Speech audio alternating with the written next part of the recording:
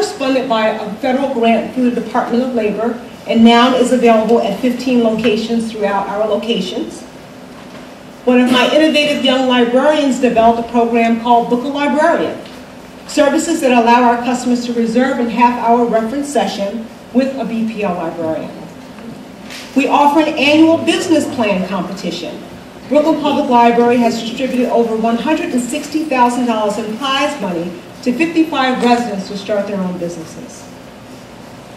My key program, and the one I'm most proud of these days, is we've just received funding for a concept called an information commons in our central library. A private funder stepped up with $3.2 million to help us to develop this new technology initiative.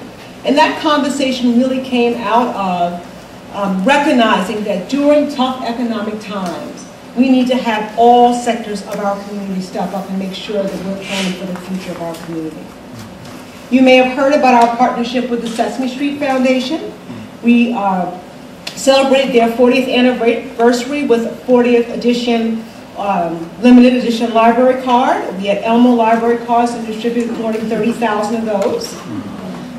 We have also launched a program where you can take your library card to your local community stores and receive a discount. So there are all kinds of ways to get creative without investing a lot of money.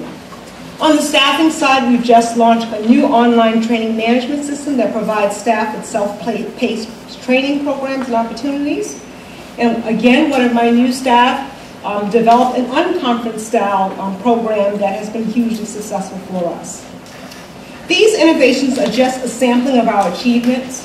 I'm especially proud of the creative ways that we've been able to more meaningfully connect with library customers and other community stakeholders. One of the ways is through advocacy.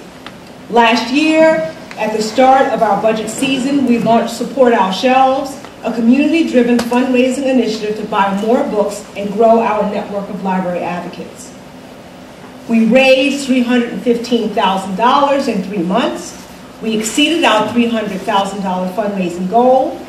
52 neighborhood libraries and divisions were adopted by community sponsors. More than 3,000 donors, 80% of which who were first-time donors to the library, participated. As a result, we were able to purchase more than 27,000 new books. In addition, we collected over 6,000 advocacy messages from our customers who wrote their elected officials to tell them how much the library meant to them.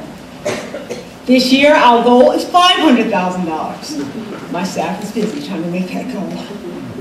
We've also recently launched a text messaging campaign, the first in New York City. You can pull out your cell phones and textbooks of 50555 and make a donation now if you wish. Only $10. And that campaign is being well received in the community and has helped us to raise about $200,000 to date. Support Our Shelves has allowed the public to unite around a common goal and has really invigorated our staff. Brooklyn Public Library employees are getting involved at every level, becoming cheerleaders on the front line, adopting branches, working with corporate sponsors. We've been able to develop a group of staff spokesperson known as our dynamic advocacy team. For every challenge that BPL has faced, I'm thankful for the resilience of our staff and of our loyal support of the public.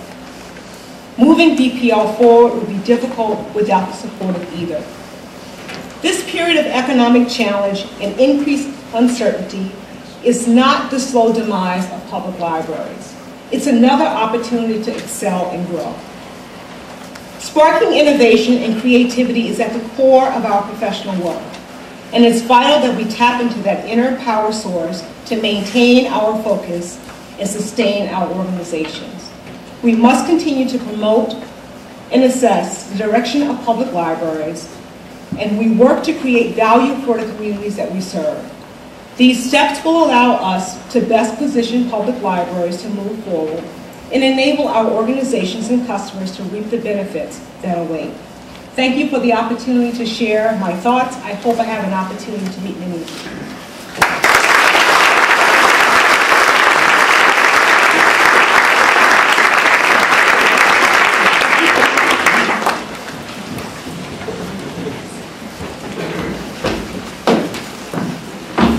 Okay, now we have another Ohio librarian. Pat Losinski is the Executive Director of the Columbus Metropolitan Library and recipient of the 2010 Charlie Robinson Award. Let's give him a round of applause. I don't think that's even been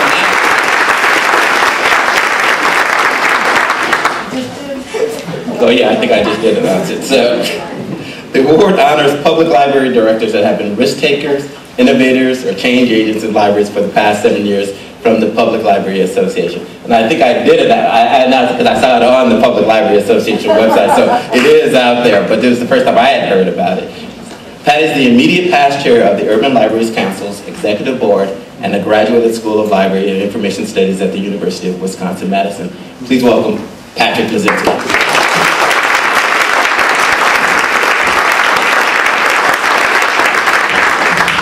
If we move the wheel up here, I'm Pat Sajak. I know as I get older and the audiences get younger, not as many people know Charlie Robinson, and yet he was quite innovative in his day, and sometimes it's better to be lucky than good or smart. When I was a library director in Colorado Springs, I don't know if my mic is giving some feedback here. Can you hear that?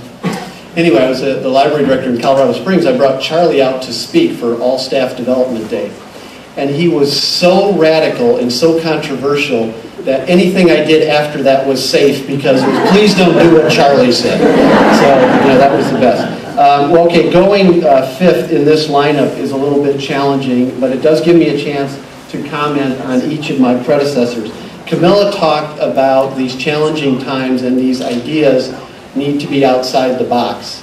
That always reminds me of a Gary Larson cartoon. He's standing next to a cat in a litter box and he says, never think out of the box.